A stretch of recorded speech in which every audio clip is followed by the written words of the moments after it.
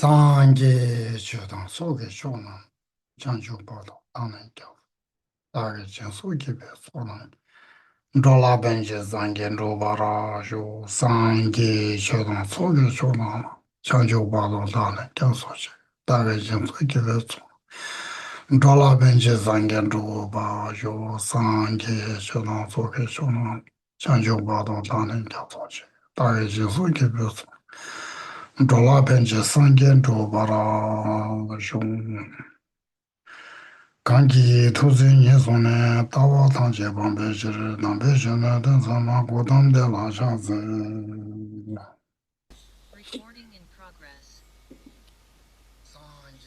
chuna tsoki chuna mla jang chukumba nukunda ni kemsu shi yupen sunan ki dola penche sangye to pa shu ye che dan tsoki chuna mla nangye jin songi me sunan ki dola penche sangye to pa shu sangye chudan tsoki chuna mla jang chukpa to ni kemsu shi daki jin tsoki pe sunan ki dola penche sangye to pa shu kanki tuzi nye sone tawa tangche bambe shir dambe shene den sama kodam de la shazi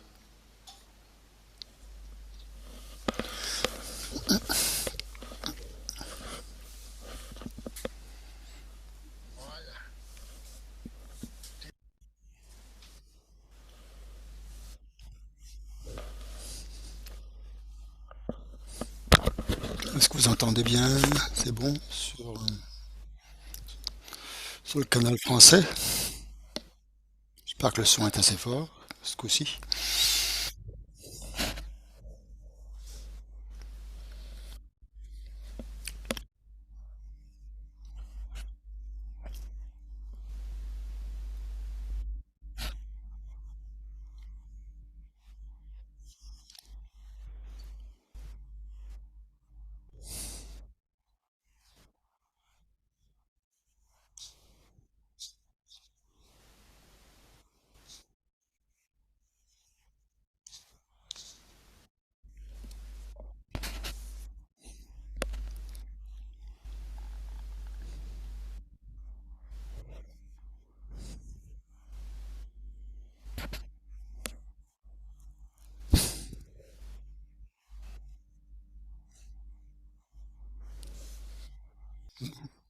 Nous sommes à la page 30 du texte. Donc où il y a le sens détaillé. Donc le sens détaillé explique donc la partie principale du texte, l'hommage donc à l'interdépendance. Donc qui dit à celui qui montrant que ce qui se produit à l'interdépendance n'a ni cessation ni décence, etc. Donc ici, bien sûr, le thème, c'est l'interdépendance. On peut dire que c'est vraiment le point principal de ce texte d'essence fondamentale. Donc le Madhyamaka Shastra, en fait, explique surtout donc l'interdépendance. Et ici, donc, ce point dit que cette interdépendance est fondée sur des phénomènes euh, composés, et aussi donc les phénomènes comme les sécessions sont expliqués par rapport à leur entité. En général, donc on peut dire que du point de vue de l'entité des phénomènes impermanents, on ne peut pas trouver de caractéristiques. Et toutes les écoles bouddhistes acceptent cela, d'une manière ou d'une autre. Donc quand on parle de phénomènes composés, de phénomènes impermanents, c'est-à-dire des phénomènes qui changent d'instant en instant, sont momentanés, ils sont produits en dépendance de causes et de conditions. Donc on dit qu'ils sont produits en dépendance. Et donc ça, c'est une des définitions de phénomènes composés. Le fait d'être composé de causes et de conditions. Donc si c'est phénomène composé, donc il est qualifié par ses caractéristiques, ses 8 caractéristiques en général. Donc toutes ces 8 caractéristiques sont acceptées par toutes les écoles. Mais ici, donc, à partir des Svatantrika jusqu'en bas, ils acceptent en fait que les phénomènes existent de leur propre côté, toutes les écoles inférieures. Donc ils acceptent que ces caractéristiques existent de leur propre côté. Tandis que pour les Madhyamika Prasangika, ces 8 caractéristiques de l'hommage, donc, bien sûr, on peut dire qu'elles sont des qualités, des attributs de la production interdépendante, des phénomènes composés et des phénomènes non composés, parce qu'elles se sont des produits, sont produits inter, en interdépendance. Donc, si longtemps que quelque chose est une production interdépendante, ça veut dire qu'elle est dépendance de quelque chose d'autre. Donc, elle ne peut pas être établie de manière intrinsèque. Elle ne peut pas être établie de son propre côté. Et donc, c'est ça la différence principale entre les Madhyamika, la Prasangika et les autres écoles inférieures à partir des Svatantrika.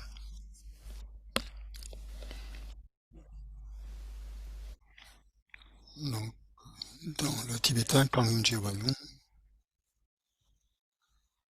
début de la page, ça veut dire celui qui a enseigné la production interdépendante, c'est-à-dire le Bouddha lui-même.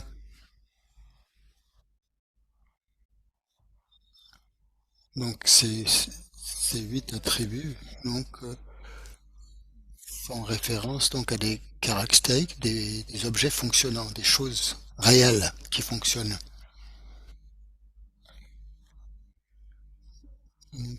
Du fait que ces fonctionnants sont des productions interdépendantes, elles sont vides d'une existence indépendante. Elles sont vides d'une existence autonome. Donc le Bouddha a enseigné cette réalité, cette vacuité, en fait, d'une existence indépendante. Donc, il a vu, en fait, cette réalité directement. Il l'a réalisé directement par lui-même. Donc il connaît le mode d'existence des fonctionnants. C'est pour ça qu'il est qualifié comme étant le meilleur des instructeurs. Et c'est ce qui est dit dans l'hommage, donc à cet éveillé parfait, le plus saint des philosophes. Je rends hommage. Donc on lui rend hommage parce que c'est le premier, en fait, c'est le qui a enseigné l'interdépendance.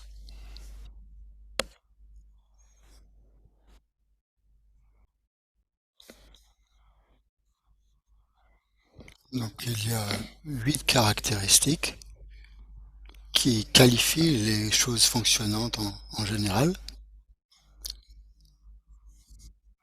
En ce qui concerne l'entité des choses fonctionnantes, donc il y a donc cessation qui est une désintégration momentanée. Il y a naissance ou production en dépendance de cause et de conditions, si bien que les choses se produisent. Le texte continue par rapport au continuum et permanence au sens qu'il y a un reste du continuum, mais il y a une interruption du continuum passé. Donc on peut aussi appliquer ça au fonctionnant. Par rapport au lieu, il y a l'aller et venu, hein, quand quelque chose se rapproche ou s'éloigne. Quand ça s'éloigne, donc c'est pas seulement donc par rapport l'aller et venu, c'est pas simplement par rapport à la localisation. Ça peut aussi faire référence à quelque chose de très petit qui devient plus gros, qui grossit. Donc il y a une durée en fait, hein, par rapport à ça. Par exemple, on peut dire un arbre a, lorsqu'un arbre a poussé dans le temps et que la graine a disparu avec le temps, donc lorsque le temps est terminé, donc lorsque le temps est terminé, le temps est passé, il n'est plus là. Euh, donc ce n'est pas en termes de localisation. Quand on parle d'aller et venue, c'est pas seulement en termes d'aller et venue, c'est aussi de manière temporelle. Par rapport aussi à la connexité, il y a une différence entre l'un et le multiple. Donc il y a une différence entre un objet qui est un, c'est-à-dire qui n'est pas distinct d'un autre, et la multiplicité. Donc on peut dire aussi que aller et venu peut faire référence aux arbres, aux pousses. On peut l'appliquer aussi à de nombreux autres fonctionnants. Donc on peut bien sûr dire que je viens de loin, je, ou je vais très loin, bien sûr, c'est en termes de distance. Mais en fait, c'est les choses fonctionnantes, les fonctionnants doivent être qualifiés par ces 8 attributs. C'est ce qui les qualifie. Donc le mage fait état de ces 8 attributs, mais ils sont niés. Hein. Il n'y a pas de cessation, il n'y a pas de naissance, il n'y a pas d'interruption, pas de pérennité, ni venue ni aller. Donc il y a une négation. C'est-à-dire que la réalité de ces fonctionnants est niée. Ces attributs sont niés par la négation. Donc c'est ainsi donc que on parle ensuite de l'apaisement des concepts. Hein. C'est-à-dire qu'en fait tous les concepts de signifiant et de signifier en fait ont été éliminés par ces négations. Donc du point de vue de la sagesse qui réalise la vacuité telle qu'elle est, hein, la sagesse qui vient de l'étude, de la réflexion ou de la méditation, de ce point de vue-là, en fait, ces 8 attributs ne sont pas perçus comme existants véritablement. Donc, à ce moment-là, donc, on parle d'un apaisement de toute forme de réification, de forme de concept, comme dit l'hommage.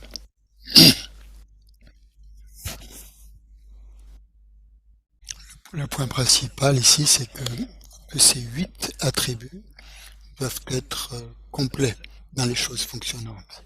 Ils ne sont pas perçus du point de vue de la sagesse qui réalise directement la vacuité ou la réalité telle qu'elle. En fait, ces 8 caractéristiques et ces 8 attributs, en fait, une chose fonctionnante, s'appliquent aussi à la production en général, la production interdépendante en général. Mais ce n'est pas nécessairement le cas que le phénomène interdépendant possède ces 8 attributs. Par exemple, la vacuité n'a pas ces 8 attributs. La vacuité n'est pas produite, elle ne cesse pas, elle n'est pas interrompue, elle ne décroît pas, elle ne croît pas. Donc ces attributs fonctionnent. Donc ça ne veut pas dire qu'en fait que toute forme de production interdépendante doit être dotée de l'ensemble en fait de ces 8 attributs. Quand on parle de l'apaisement des concepts qu'on trouve dans l'hommage, c'est par rapport à l'interdépendance. Parce que toute forme de réification par rapport à la définition, par rapport au définitum, par rapport à la sont toutes abolies. Enfin, en termes de signifié, de signifiant, de définition, de définitum, sont abolies dans la perspective qui observe correctement la réalité de l'interdépendance.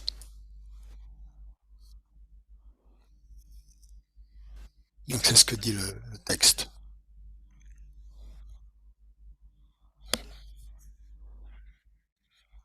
Donc toutes ces divisions, en fait, ces réifications, en fait, sont ce qu'on appelle des proliférations discursives. Hein, et c'est ça qui est apaisé. Elles sont conventionnelles et donc elles peuvent être totalement pacifiées, totalement apaisées. Donc la première apaisement est mentionné 3 fois dans le texte. Dans le texte. Donc le terme apaisement apparaît 2 fois. Première fois, c'est quand on parle de la du perspective de la vue qui réalise la vacuité. Toute réification a disparu. Donc pour un individu qui a réalisé directement la vacuité, donc toutes ces formes de réification ont disparu. Toute forme d'attribut, toute forme de qualifiant, de caractéristiques, de toute forme de base qualifiée ou de choses qualifiées, en fait, ne peuvent pas, ne sont pas, ils sont conventionnels, ne sont pas perçus par la sagesse qui réalise directement la vacuité. Donc ça, c'est le premier apaisement. Et grâce à la méditation sur la vacuité, il est possible d'apaiser en fait notre esprit, d'éliminer en fait de notre esprit toute forme de prolifération discursive, toute forme de réification conceptuelle. Donc en fait, tout notre courant mental en fait peut être purifié en fait de tous ces concepts. Et ça c'est un point extrêmement important. C'est pour que je l'ai répété. Donc le premier apaisement, c'est du point de vue de la sagesse qui réalise la vacuité telle qu'elle est. Donc il n'y a pas, pour cette sagesse-là, il n'y a pas de conventionnalité qui est perçue. Toutes les proliférations discursives ont disparu grâce à la méditation sur la vacuité. Donc, toutes les perturbations mentales, tous les voiles adventices, toutes les souillures mentales ont été éliminées et ont cessé, en fait, on peut dire.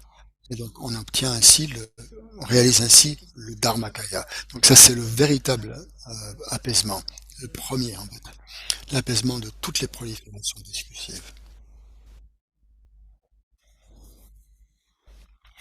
Donc, par rapport donc à l'explication des deux apaisements, le premier apaisement, c'est la pureté naturelle.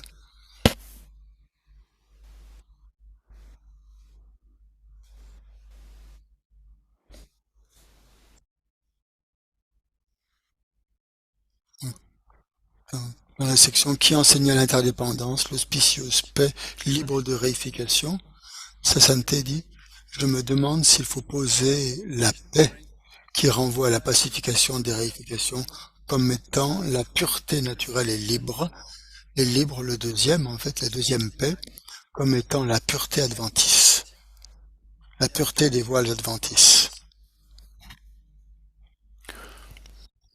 Comme on l'a dit, en fait, tout phénomène, depuis le début, est vide, en fait, d'existence propre. Tout phénomène est une production interdépendante. Il n'y a pas de phénomène qui existe sans dépendre de quelque chose d'autre, sans exister en relation avec quelque chose d'autre. Parce que, en fait, tout phénomène dépend de quelque chose d'autre pour exister. Donc, on peut dire que tout phénomène est vide d'existence propre.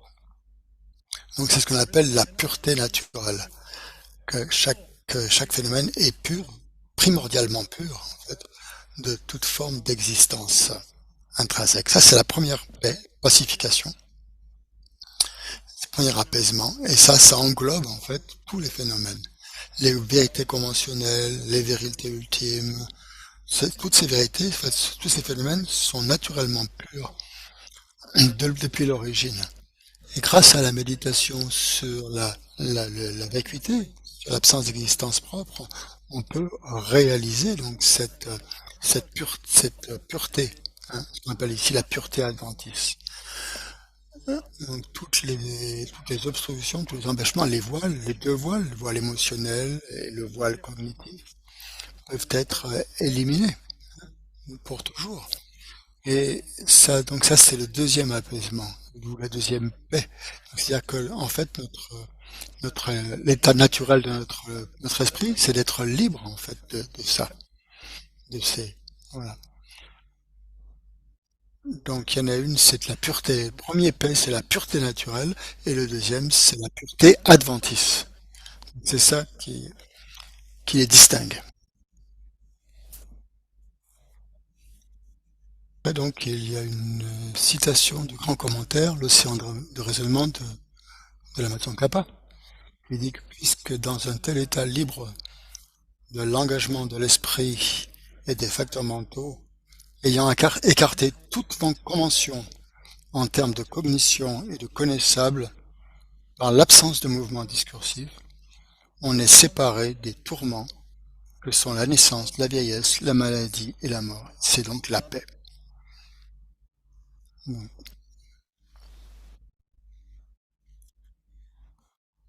Donc, quand le mage dit que le Bouddha est cet éveillé parfait qui a enseigné donc cette paix où il n'y a aucune émotion négative. C'est l'esprit principal ou les facteurs mentaux en fait qui sont la suite en fait de cet esprit principal. Il n'y a pas de mouvement discursif.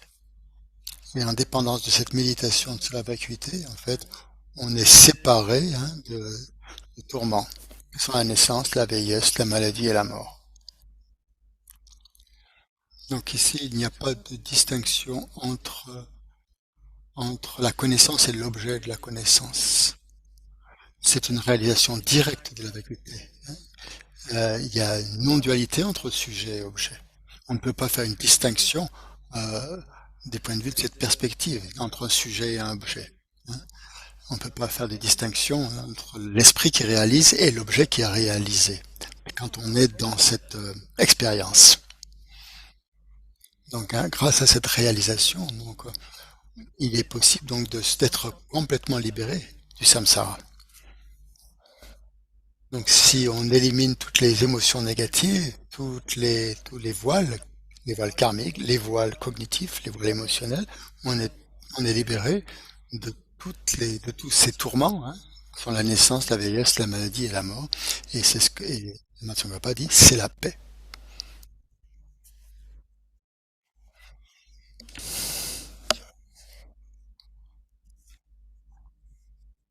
Donc là, on est en train d'expliquer terme paix ou apaisement, que l'on trouve dans l'hommage, montre l'apaisement des concepts, la paix.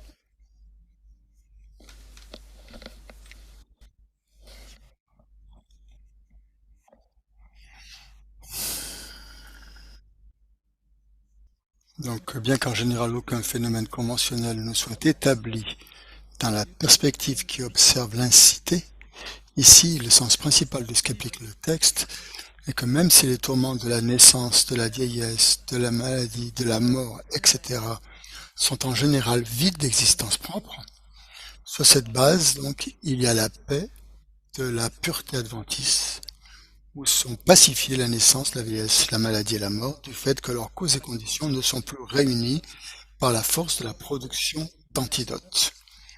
Donc, comme dit Sasanté, en général, donc, bien sûr, la souffrance, ce qui est causé par la naissance, par le vieillissement, par la maladie, etc., n'apparaissent plus, en fait, du point de vue de cette sagesse qui perçoit la vacuité, puisque ce sont des vérités conventionnelles. Pour cette sagesse, il ne perçoit que la vacuité. Donc toutes les afflictions, les souffrances, tout ça, sont vides d'existence propre. Donc tous ces tourments qui sont expliqués ici, la naissance, vieillesse, maladie et mort, sont des souffrances les souffrances dont on fait expérience par la naissance, par la vieillesse, par la maladie ou par la mort.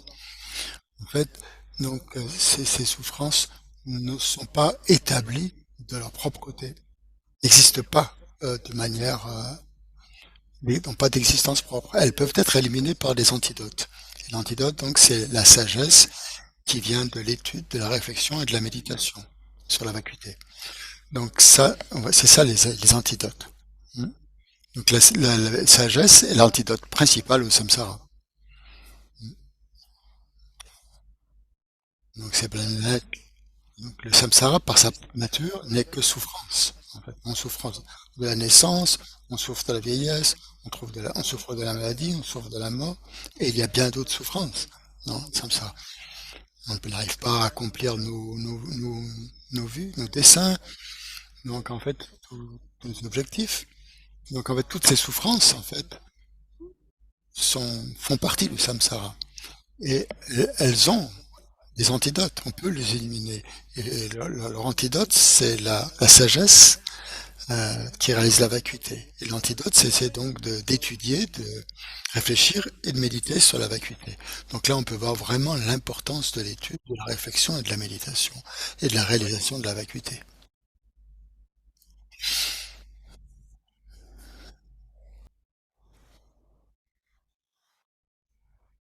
Donc ces émotions négatives, ces perturbations mentales sont innombrables, qui sont dans notre esprit qui n'est pas discipliné. En fait, nous devons être sûrs à 100% que, qu'il y a une méthode pour pouvoir éliminer ces perturbations mentales. Nous devons être à 100% sûrs que c'est possible de les éliminer. Donc, qu'il y a une méthode qui peut nous aider à éliminer. Et donc, s'il y a une méthode, il nous faut la trouver, il nous faut la chercher. Il faut savoir que ces afflictions, ces émotions négatives sont adventices. Que tout obstacle, en fait, tout obscurcissement est adventice. Mais ça ne fait pas partie de la nature de notre esprit. C'est le sens d'Aventis. Parce que la nature, la véritable nature de notre esprit, c'est la vacuité. Donc si ces obscurcissements, ces voiles appartenaient vraiment à la nature de l'esprit, on ne pourrait pas les éliminer. Il n'y aurait pas aucun espoir.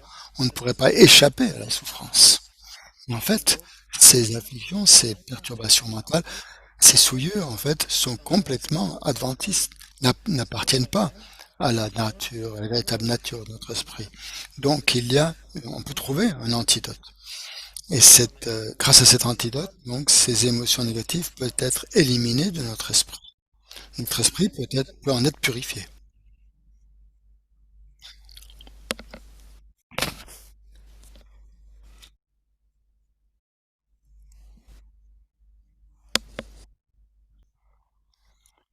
On peut utiliser donc différents exemples. Par exemple, prenons l'exemple de la colère. Quand on est en colère, hein, donc si la colère, par exemple, faisait vraiment partie de la nature de notre esprit, donc on devrait toujours être en colère. Tant qu'on a un esprit, on devrait être en colère. Hein. Dès notre naissance, depuis le premier jour de notre naissance, on a un esprit depuis le premier jour de notre naissance, donc on devrait être en colère. Or, ce n'est pas le cas. Donc ça prouve que la colère ne fait pas partie en fait de notre esprit. La colère surgit lorsqu'on rencontre certaines conditions qui nous mettent en colère. Quand ces conditions ne sont pas là, ben, il n'y a pas de colère. La colère n'apparaît pas. Ça, on peut l'appliquer à toutes les émotions négatives, comme l'attachement obsessionnel, la jalousie, l'orgueil, le chérissement de soi, l'auto-chérissement, donc toutes les autres perturbations mentales en fait. Elles ne font pas partie en fait de la nature de notre esprit. Elles n'apparaissent qu'en fonction des conditions qui les font apparaître dans notre esprit. Donc, si on n'a pas s'il n'y a pas les conditions, ben, elles ne s'élèvent pas dans notre esprit. C'est la raison pour laquelle, en fait, donc, elles n'appartiennent pas à la nature de notre esprit. Donc, c'est la raison même, en fait, c'est la preuve même, en fait, qu'elles sont adventices, qu'elles ne font pas partie de la nature de notre esprit. Hein. C'est comme, donc, par exemple, si on a une souillure sur un vêtement, une saleté sur un vêtement, si on utilise un bon détergent, on va arriver à l'éliminer parce que la souillure, la saleté ne fait pas partie de la nature du détergent. Donc là, c'est ainsi que la réflexion, la méditation sur la vacuité et l'étude aussi va purifier notre esprit, va éliminer ces souillures adventices. Ces conditions qui font apparaître la colère, par exemple quand on voit quelqu'un quand on exagère, par exemple, les défauts d'une personne, par exemple, hein, qu'on extrapole, en fait, on ressent donc que cette personne n'est pas une bonne personne, et donc quand on a ce genre de jugement, et souvent exagéré, donc en fait, ça peut faire monter la colère en voyant les défauts de cette personne,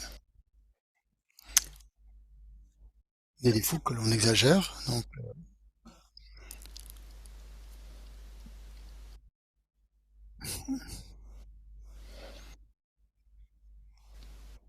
en colère parce que nous pensons que nous sommes quelqu'un de bien, que nous sommes parfaits, que l'autre, au contraire, est quelqu'un de mauvais, de méchant ou autre. Donc, en fait, cette colère, en fait, est une souillure mentale, en fait, hein. Cette colère, elle est dans notre esprit. Mais elle est adventiste, parce que nous ne sommes pas toujours en colère. Donc, ça dépend des conditions. Quand les conditions sont là, la colère s'élève. Donc ça montre bien que la colère et les autres émotions négatives sont adventices, ne font pas partie de la nature de l'esprit, ne sont pas tout, parce qu'elles ne sont pas toujours là, dans notre esprit. Par exemple, si on s'est disputé avec quelqu'un, on est, on est en colère, ou la personne est en colère contre vous, donc on dit bien sûr je suis en colère contre cette personne, et quand nous voyons cette personne, nous sentons mal, hein. Mais nous ne voyons pas en fait l'esprit de cette personne, nous ne voyons que son corps. Et le corps, en fait, n'est pas la personne elle-même. Donc on peut se dire, en fait, se dire oui, je suis en colère pas à cause de ce qu'il m'a dit, des paroles, il m'a traité de ceci ou de cela, et, donc je suis en colère parce que j'ai entendu ces mots. Mais, mais cette conversation n'est pas non plus là, cette personne. Ces mots ne sont pas la personne. Donc on peut dire, ok, d'accord, c'est parce que cette personne est en colère contre moi. C'est pour ça que je suis en colère contre elle. Donc mais cette personne n'est pas l'esprit, en fait. Hein, cette personne n'est pas son esprit, en fait, n'est pas ses perturbations mentales. Donc où est vraiment l'objet de la colère? En fait, bien sûr, on ne trouve rien. Personne n'a envie d'être en colère, bien sûr. On veut être heureux, tout le monde veut être heureux, et on ne veut qu'être heureux, en fait, hein. Si on est en colère, en fait, on se sent pas bien. Donc, au lieu d'avoir donc, compassion d'avoir pour cette personne en général qui est en colère contre nous, ben, on est en colère, hein. On est sous la domination en fait de nos perturbations mentales et nous pensons que cette personne est la cause de notre colère. Mais c'est complètement faux. Donc en fait, nous ne sommes pas la colère et la personne non plus n'est pas la colère. Donc ces émotions négatives sont purement adventices. Elles apparaissent dans notre esprit en de fonction de cause et conditions, mais elles peuvent aussi disparaître en fonction de cause et de conditions. Si on pense qu'elles ne servent à rien, par exemple, à quoi ça sert d'être en colère, ça n'aide personne, ni moi, ni l'autre. En fait, si on pense vraiment, on utilise des raisonnements comme ça, on peut éliminer la colère. Nous devons être vraiment certains que ces perturbations mentales, comme la colère et autres, n'ont aucune qualité, ne sont que des défauts. Elles n'ont que des défauts. Et on ne peut rien leur prêter de bon. Comme la jalousie, l'orgueil, c'est pareil. En fait, l'attachement obsessionnel pour soi-même, l'auto-chérissement, tout ça, en fait, n'ont que des défauts, hein, n'ont que des imperfections, n'ont aucune qualité qui les rendrait intéressantes ou parfaites. Donc en fait, toutes ces perturbations mentales sont, en fait, sous le pouvoir de ces perturbations mentales, on accumule du karma négatif. On crée du karma négatif, du karma non vertueux. Et donc ça amène de la souffrance. Donc en fait, toutes les souffrances, comme celle de la vieillesse, de la maladie, la naissance, la vieillesse, la maladie et la mort, proviennent de l'accumulation de karma. Karma qu'on a accumulé sous le pouvoir des perturbations mentales. Donc bien sûr, il y a différentes méthodes, différents antidotes, mais le meilleur des antidotes, c'est la réalisation de la vacuité. C'est celui-là le meilleur.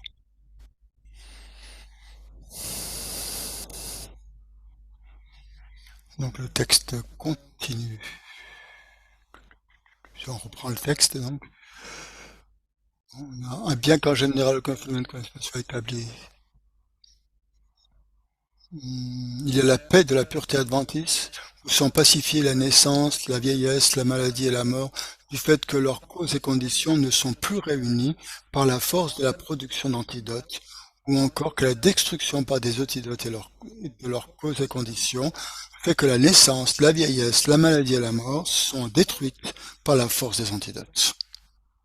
Il a expliqué que cette seconde occurrence du mot paix en fait, la paix, le deuxième sens de paix, c'est l'espace, en fait, de pleine pacification, totalement libre des objets d'abandon par la force de la production d'antidotes. Donc voilà, si on veut, voilà, si on élimine ces perturbations, on, voilà, on réalise le Dharmakaya.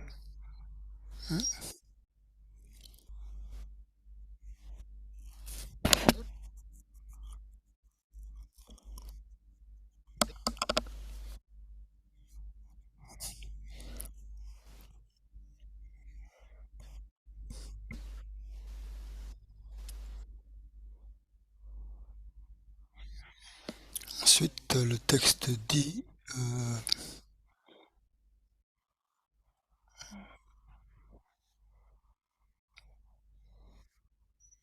il est expliqué que cette seconde occurrence de la paix, qu'est l'espace de pleine pacification totalement libre des objets d'abandon par la force de la production d'antidotes, en termes d'apaisement des réalisations au regard de la pureté naturelle, a été enseignée par le Bouddha, compatissant suprême parmi tous les orateurs.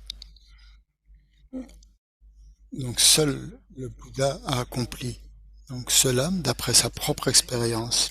Donc c'est sa qualité principale que le protecteur Nagarjuna, auquel rend hommage, après l'avoir distingué des autres prédicateurs. Cette qualité de sagesse, de compassion, mais en fait la principale qualité du Bouddha aux yeux de Nagarjuna, c'est d'avoir enseigné donc la production interdépendante. C'est pour ça que le texte dit il est le suprême des orateurs. Il appelle le glorieux protecteur, Arya Nagarjuna. Donc au moment de commencer la rédaction de son traité, il a formulé l'hommage donc dans le but d'accomplir le bien d'autrui et le sien propre. Donc il se prosterne devant le Bouddha pleinement éveillé, qui est l'objet de sa dévotion, par le biais de l'enseignement de la production interdépendante.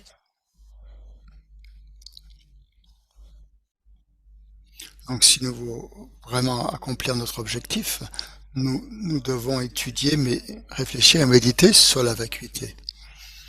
Et pour accomplir aussi le bien d'autrui, nous devons faire la même chose, étudier, contempler, méditer sur la vacuité. Donc cette méthode a été enseignée par le Bouddha, qui est qualifié donc d'orateur suprême. Donc cet éloge en fait de Nagarjuna est adressé au Bouddha, donc sa qualité d'orateur ou de prédicateur de l'interdépendance. Donc cette présentation, cet exposé sur la production interdépendante est vraiment très importante.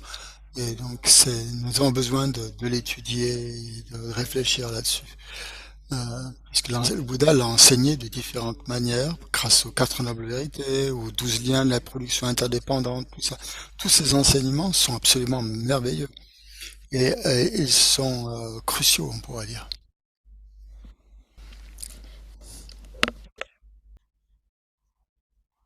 Donc, le premier enseignement du Bouddha sur les quatre nobles vérités, lors du premier tour de la roue du Dharma, et la présentation des 12 liens de l'interdépendance aussi, sont des explications en fait de la production, de la causalité en fait, la, la production, hein, montrer que les effets dépendent de causes et de conditions.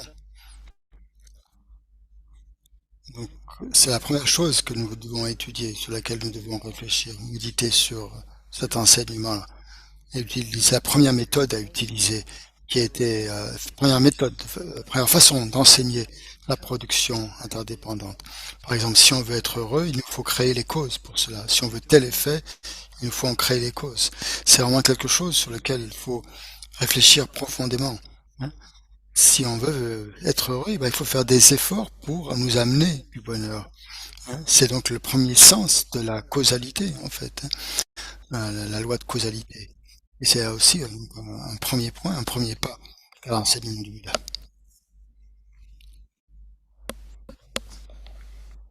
Donc ensuite, dans le chapitre 26, expose la manière dont on erre dans le cycle de l'existence, le samsara, à travers les 12 liens de la production dépendante. et comment nous créons de la souffrance, nous créons les causes de la souffrance. Donc les 12 liens. Le 10e chapitre traite de la libération, de la façon dont elle est obtenue et la manière de l'obtenir. Et donc lorsque le karma et les perturbations mentales sont éliminées ou ont cessé en fait, c'est la libération, moksha. C'est la façon dont on se libère du samsara. Ensuite, le 24e chapitre explique comment le terme des vacuité désigne en réalité le sens de la production dépendante. Donc, pour pouvoir vraiment être libre du samsara, il faut comprendre la vacuité, il faut comprendre le sens de la vacuité en tant que production dépendante. Comprendre que la vacuité désigne est le sens en fait de la production dépendante.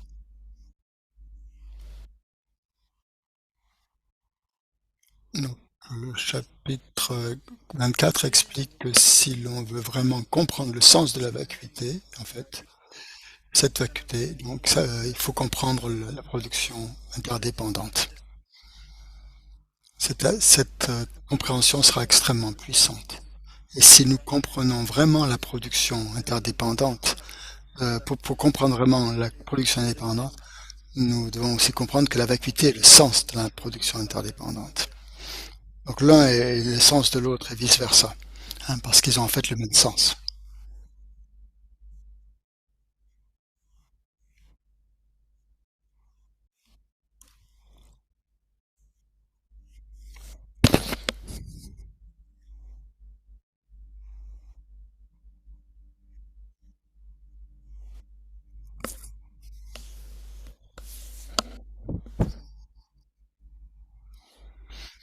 Une dernière phrase du texte. Donc en fait, c'est pourquoi nous mettrons en exergue ces chapitres afin de commencer à exposer la façon d'établir l'absence d'existence intrinsèque en fonction du chapitre 1, donc, qui est donc le premier chapitre du texte, hein, l'examen des conditions.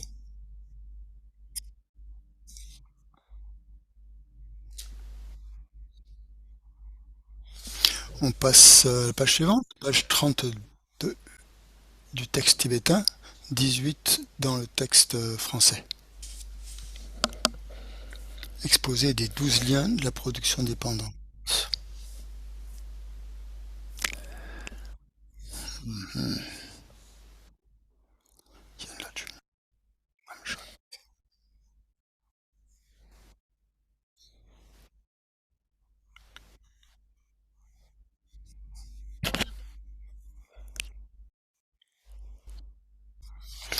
Donc, exposé de la 12 liens de la production dépendante. Donc, concernant le chapitre 26, comme nous l'avons mentionné précédemment, la, il est crucial de comprendre la vacuité donc, pour éliminer les émotions négatives. Donc, bien sûr, c'est pour nous montrer donc l'importance de la vacuité, hein. À quoi ça sert de méditer, de réfléchir sur la vacuité, d'étudier la vacuité. Donc la compréhension de la vacuité, grâce à ça, donc, nous pouvons éliminer toutes les perturbations mentales. Donc c'est vraiment ça qui est important, hein, de retenir.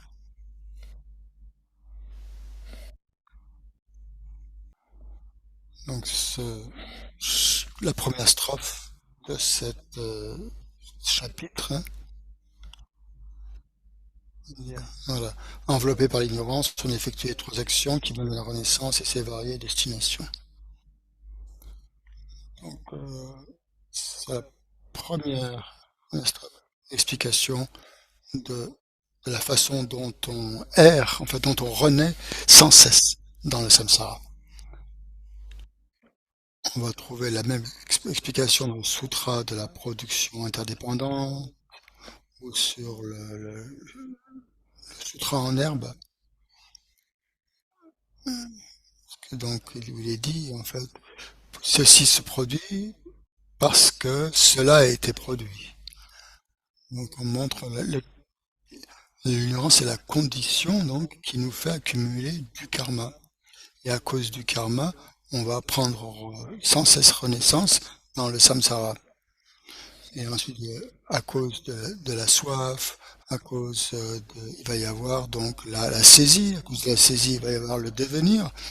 Et ensuite, à cause du devenir, il va y avoir l'expérience de la mort, puis de la naissance, de la maladie et de la mort. Donc, à cause de cela, ceci se produit.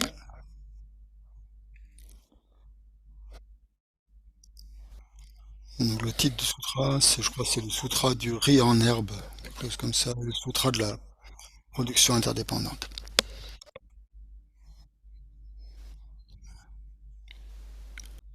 Geshe a dit qu'il espère pouvoir donc expliquer lentement ces points, donc lentement dans le futur, au cours de pendant ce cours.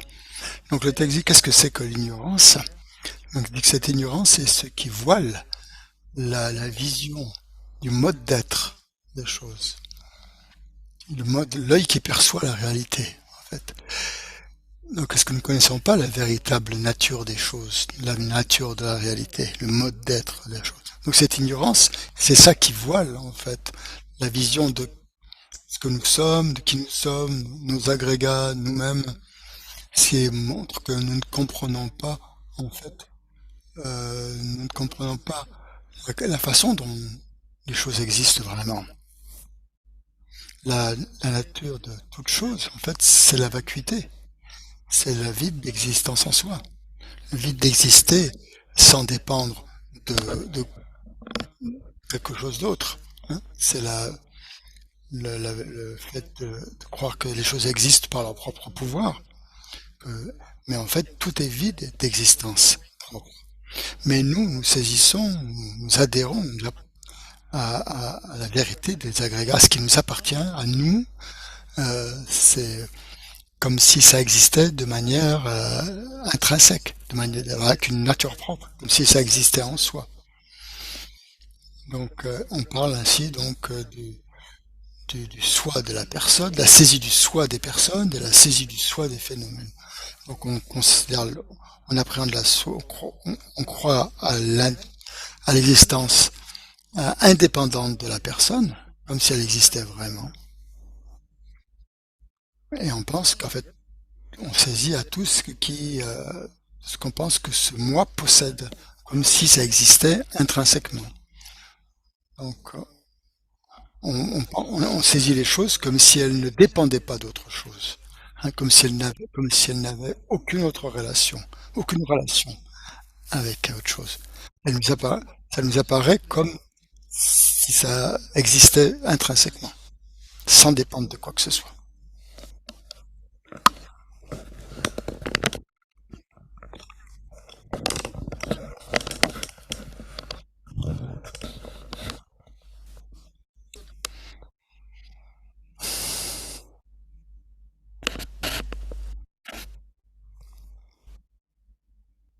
Donc cette ignorance, en fait, nous l'avons depuis des temps sans commencement.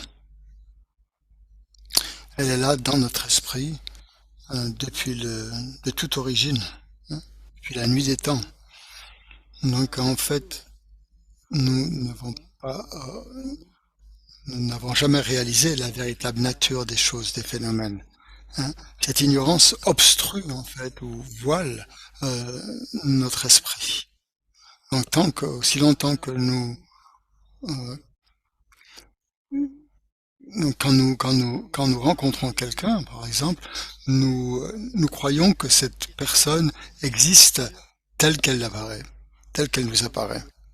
Et nous croyons en fait que les choses, que les personnes existent telles qu'elles semblent exister, telles qu'elles nous apparaissent. Et ça, donc en fait, c'est ça la racine de toutes les autres perturbations mentales, toutes les émotions négatives. Parce qu'à cause de cette saisie d'une existence intrinsèque du soi, eh bien toutes les perturbations mentales s'élèvent. La colère, la jalousie, l'orgueil, l'attachement, etc. Et donc ainsi, en fait, ça nous fait accumuler toutes sortes de karmas propulsifs au sein du samsara,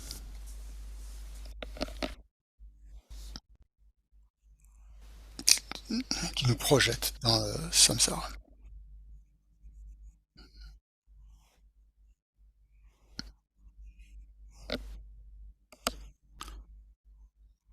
Donc, l'ignorance, donc, voyons comment l'ignorance apparaît dans notre esprit, et à cause de cette ignorance, en fait, toutes les perturbations mentales sont produites, et, et à cause de ces perturbations mentales, donc on accumule du karma qui nous projette, ce karma laisse des empreintes dans notre esprit. Et c'est qu'est-ce qui fait mûrir en fait ces empreintes, hein, c'est les autres liens en fait de la production interdépendante.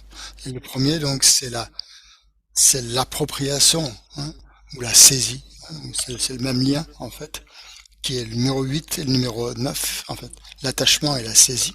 Et à cause des liens 8 et 9, le lien 10 apparaît, c'est-à-dire le devenir ou l'existence. Et voilà. Ensuite, à cause de ça, l'existence, il y a le lien suivant qui est la naissance. Et ensuite, voilà, les autres liens s'en suivent.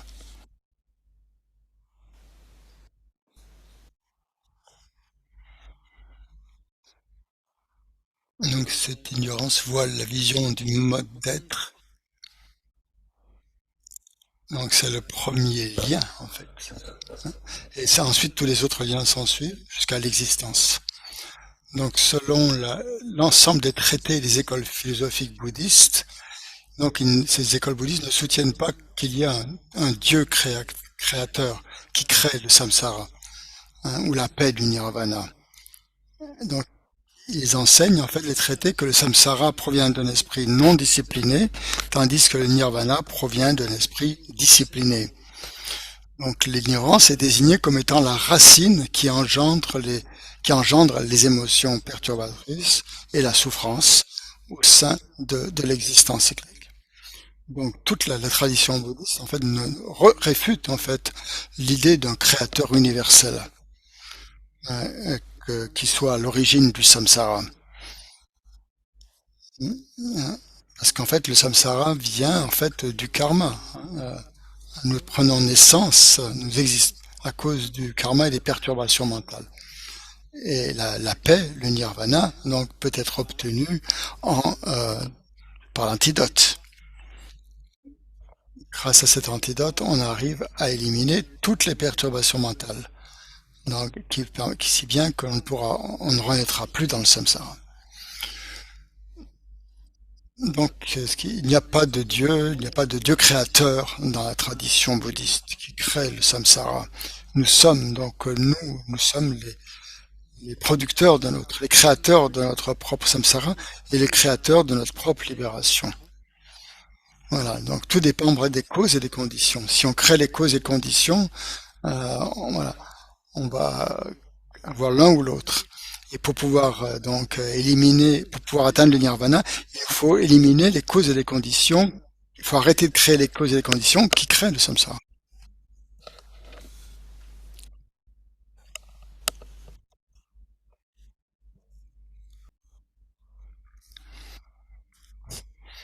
Donc le texte dit que le résultat, samsara est le résultat d'un esprit indiscipliné, que le nirvana est le résultat d'un esprit discipliné. Donc, voilà. L'ignorance est désignée comme la racine qui engendre les afflictions et la souffrance au sein de l'existence cyclique.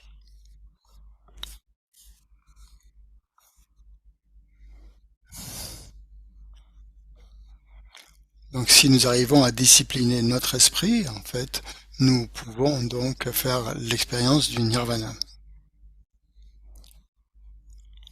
Donc, c'est l'explication du samsara et du nirvana. Ça veut dire qu'en fait, qu'il n'y a pas un refuge qui produise cela. Il n'y a pas un créateur qui le fasse pour nous, hein. Il n'y a pas quelqu'un qui va nous libérer du samsara. Hein. Voilà, c'est pas produit par un créateur, quelqu'un d'extérieur à nous. Donc pour ça, donc pour nous libérer du samsara, pour atteindre le nirvana, il nous faut étudier, réfléchir et méditer. Donc il n'y a une véritable voie si on la suit, hein, qui va nous permettre de réaliser cela. Il n'y a pas d'autre manière. Aucun Dieu, il n'y a pas de Dieu qui nous fasse souffrir non plus, qui, ni qui nous fasse obtenir la libération. Donc c'est à nous de discipliner notre esprit. Et qu'est-ce qui fait que notre esprit n'est pas discipliné? Ben, c'est l'ignorance, comme dit sa sainteté. Voilà, c'est le résultat en fait de l'ignorance qui est à la racine en fait de nos perturbations mentales, de notre karma. Parce que nous n'avons pas encore discipliné notre esprit, nous n'avons pas suffisamment étudié, réfléchi et médité sur la vacuité. Donc, notre esprit est encore un peu sauvage, on pourrait dire. Mais nous espérons tous être heureux. Donc l'esprit indiscipliné n'est pas quelque chose que l'on a voulu en fait, hein. C'est pas Cet état d'esprit non discipliné n'est pas quelque chose que l'on adopte délibérément, hein. En nous, le désir d'éviter la souffrance et la recherche du bonheur sont innés, hein. Pourtant, à cause de l'égarement concernant les causes de la souffrance et du bonheur, bien que nous désirions le bonheur, nous ne savons pas comment en cultiver les causes, et bien que nous ne souhaitions pas souffrir, eh bien nous nous engageons instinctivement dans les causes de la souffrance.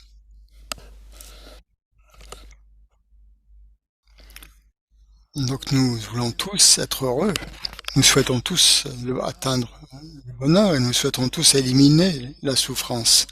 Donc, tout être vivant, en fait, a ce même souhait, ce même désir. Et donc toute forme de bactérie, même le plus petit insecte hein, a ce désir d'être heureux, ce souhait. C'est quelque chose d'inné, en fait, quelque chose de naturel. Mais comme nous sommes aveuglés par l'ignorance, comme l'ignorance nous voile notre sagesse en fait, nous ne savons pas comment produire le bonheur, nous ne savons pas comment la souffrance est produite en fait. Nous sommes complètement aveuglés par l'ignorance. Nous voulons être heureux, mais nous ne savons pas comment connaître la cause du bonheur. Nous voulons éliminer la souffrance, mais nous n'arriverons pas à éliminer. Au contraire même, nous ne faisons que créer de plus en plus de causes de souffrance. C'est-à-dire, en résumé, les défauts d'un esprit indiscipliné viennent de l'ignorance ou de l'aveuglement, alors que les qualités de l'esprit discipliné adviennent par le pouvoir de la connaissance du mode d'être.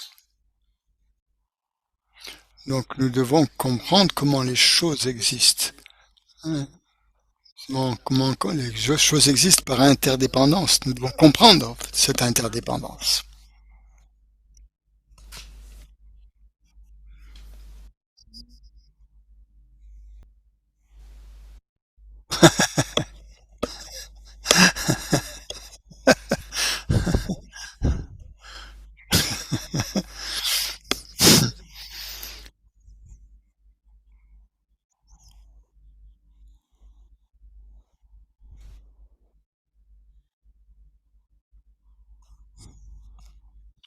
Par exemple, dit le texte, même à l'échelle en fait d'une vie humaine, d'une seule vie humaine, pour une existence heureuse doit provenir de la connaissance des moyens d'y parvenir.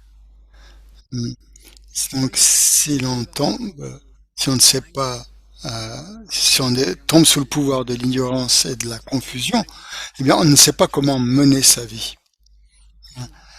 Donc si on regarde une vie humaine, on peut voir que il faut savoir comment être heureux. On ne peut pas dire je veux être heureux, ça suffit pas pour l'être, hein. La raison n'est pas suffisante. C'est pas simplement parce qu'on veut être heureux qu'on va l'être, hein. Donc il faut savoir comment on peut se rendre heureux, hein. Par exemple, le mari, le- on peut se marier pour être heureux, ou si c'est notre vie avec une vie conjugale, en ayant une vie conjugale, mais si on ne sait pas comment rendre sa famille heureuse, ça va amener que des problèmes, hein. Même si en fait, au fond de nous, on a vraiment envie d'être heureux. Il faut savoir comment le faire, comment procéder.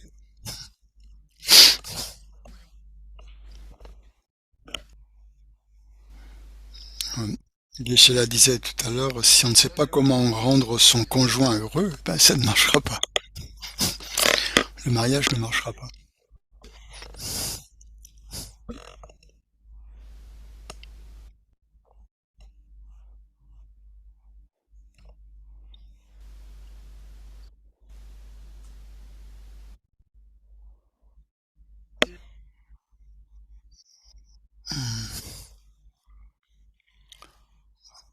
On parle de l'éducation aussi dans le texte. Ensuite, à partir dès le plus jeune âge, dit Santé, c'est considéré comme primordial.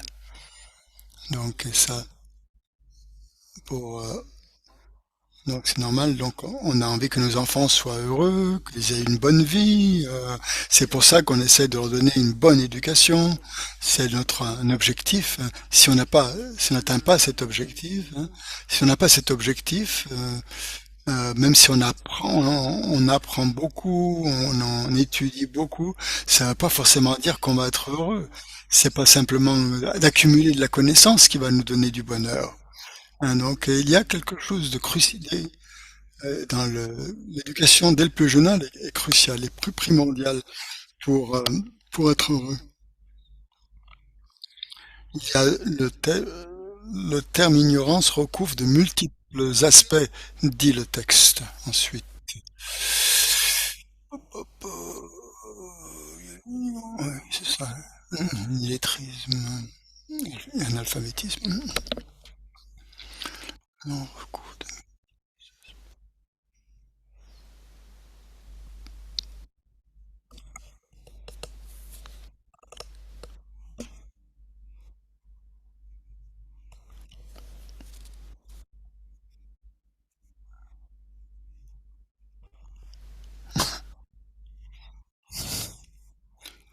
Hmm.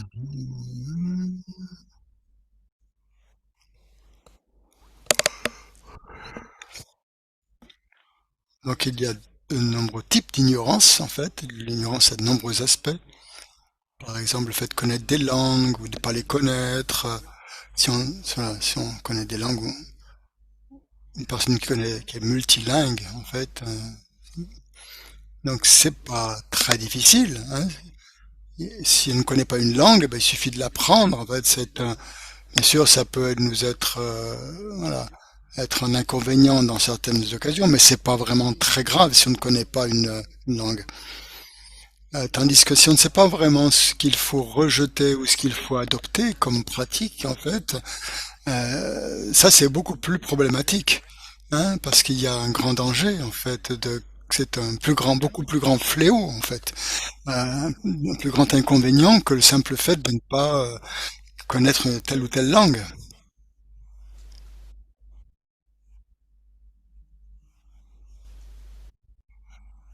Le fait de pas connaître telle ou telle langue n'entraînera pas un très grand préjudice, ça ne sera pas un défaut majeur, hein, puisqu'il suffira d'apprendre cette langue pour y remédier. Mais c'est beaucoup plus problématique quand on ne sait pas ce qu'il faut adopter ou ce qu'il faut rejeter en termes de pratique.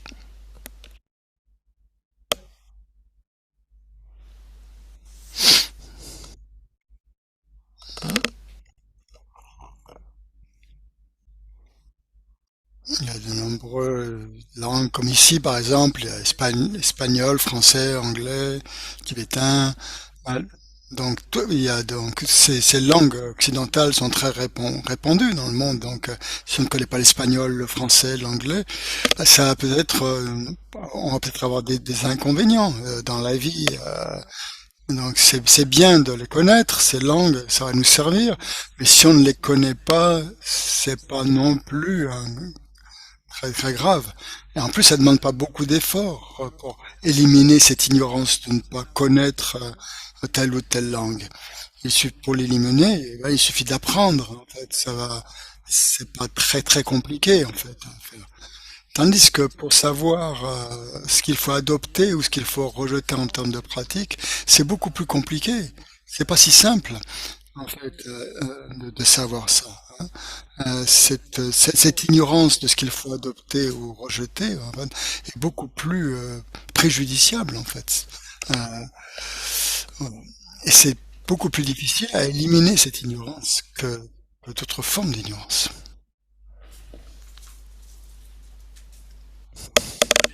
Donc, il nous faut vraiment, finalement, ultimement, comprendre la réalité finale, c'est-à-dire ce qu'il faut abandonner et ce qu'il faut pratiquer.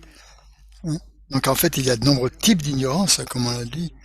Donc, l'ignorance qui obscurcit aussi la causalité, qui nous empêche de voir la causalité. Il y a l'ignorance qui nous obscurcit aussi qui nous empêche de voir la réalité ultime, la réalité finale des choses. Donc ça, c'est une forme d'ignorance qu'il est beaucoup plus important d'éliminer. Hein. Donc, l'ignorance qui saisit le soi, en fait, aussi. Hein. Le soi des personnes, le soi des phénomènes, le soi intrinsèque de la personne, soit intrinsèque des phénomènes. À cause de cette ignorance est productrice d'énormes, de très très nombreuses perturbations mentales qui nous font errer dans le samsara. Donc c'est très important d'éliminer cette forme, ces obstructions, cette forme d'ignorance qui nous obscurcit en fait la réalité. C'est pas comme l'ignorance de ne pas savoir connaître une langue ou une autre. C'est pas ça qui va nous faire errer dans le samsara.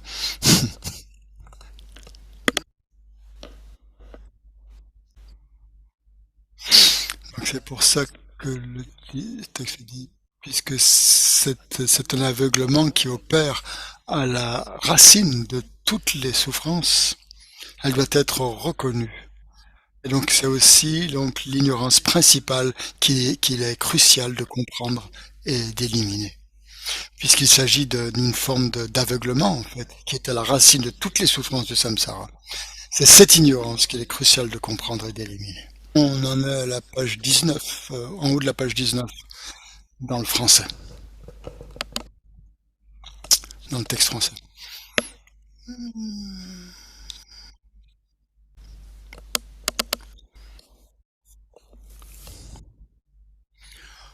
Donc, par exemple, si quelqu'un veut cultiver la bodhicitta, l'esprit d'éveil, l'aspiration altruiste à atteindre l'éveil pour le bien de tous les êtres, donc avant cela, donc cette personne doit bien comprendre les quatre nobles vérités, les 12 liens de la production interdépendante.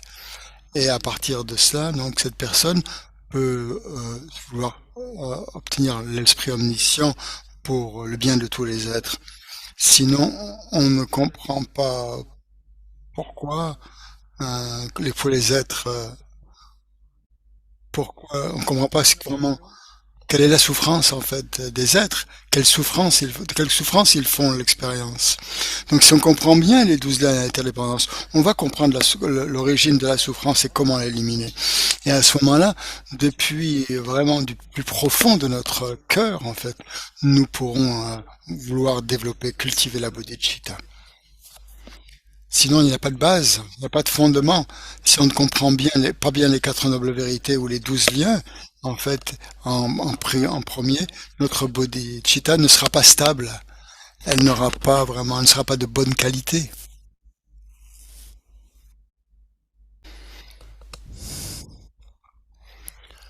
Ça, Santé dit dans le continu, donc page 19, il dit qu'est-ce que c'est que cette ignorance ou cette confusion en fait, hein, quelle est vraiment sa nature, hein. Et là, donc la Tsongkhapa, une citation de la Tsongkhapa, dans l'océan de raisonnement, hein, de la Tsongkhapa, commentaire,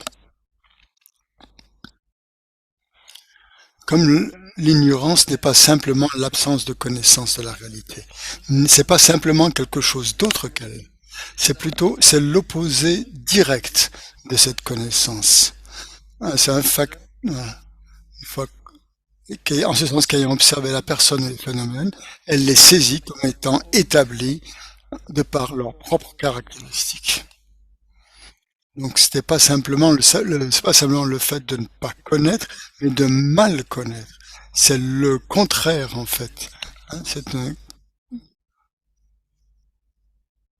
donc au lieu que ce soit la sagesse qui réalise la vacuité, c'est une conscience qui saisit l'existence véritable des phénomènes et de la personne. En fait, c'est une classe dissimilaire en fait. Ce n'est pas la même catégorie en fait que c'est une classe discordante. Euh, voilà, c'est l'opposé direct de cette connaissance, de cette sagesse. C'est un facteur discordant qui, en se focalisant sur la personne ou les phénomènes, les appréhende comme étant établis par leurs propres caractéristiques intrinsèques.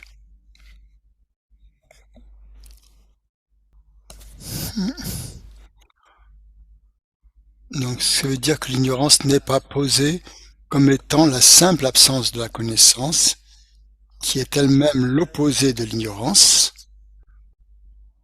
ou comme étant ce qui n'est simplement pas cela, la connaissance. Donc l'ignorance n'est pas simplement l'absence de connaissance de la réalité, ni simplement quelque chose d'autre qu'elle. C'est l'opposé direct de cette connaissance. Hein, hein. Donc il y a une citation de l'Abhidhamma Kosha qui dit que l'ignorance est comme les mal intentionnés, comme un mensonge. Donc le mensonge, c'est pas simplement, n'est pas défini comme la simple absence de vérité, mais comme son contraire. C'est pas simplement, c'est pas la simple absence de vérité, mais c'est ce qui est à l'opposé de la vérité. C'est le contraire de la vérité. C'est comme quelque chose qui est beau, quelque chose qui est laid.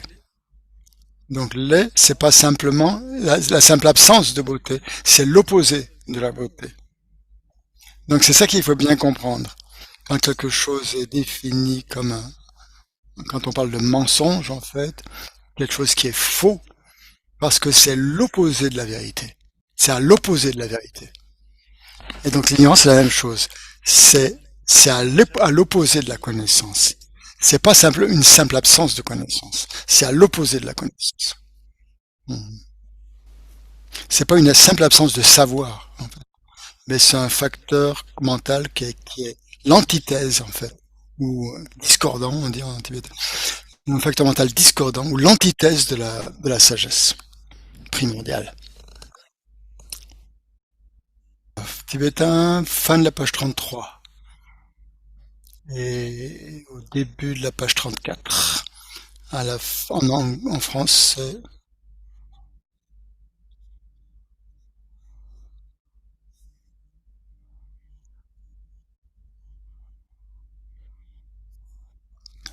donc c'est ce que comme le mensonge n'est pas défini comme la simple absence de vérité, mais comme son contraire, l'ignorance doit être comprise non pas comme une simple absence de savoir, mais comme un facteur mental discordant.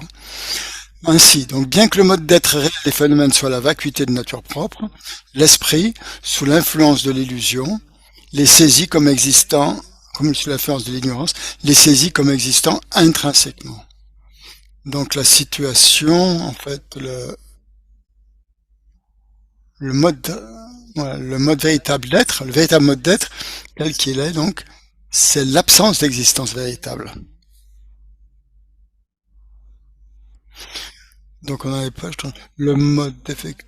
Et ce qui connaît cette absence d'existence intrinsèque est une cognition qui connaît le mode en tant que véritable mode d'être, exactement tel qu'il est.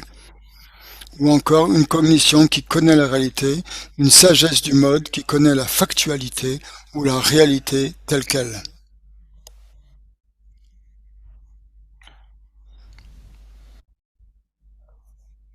Bon, on va s'arrêter là.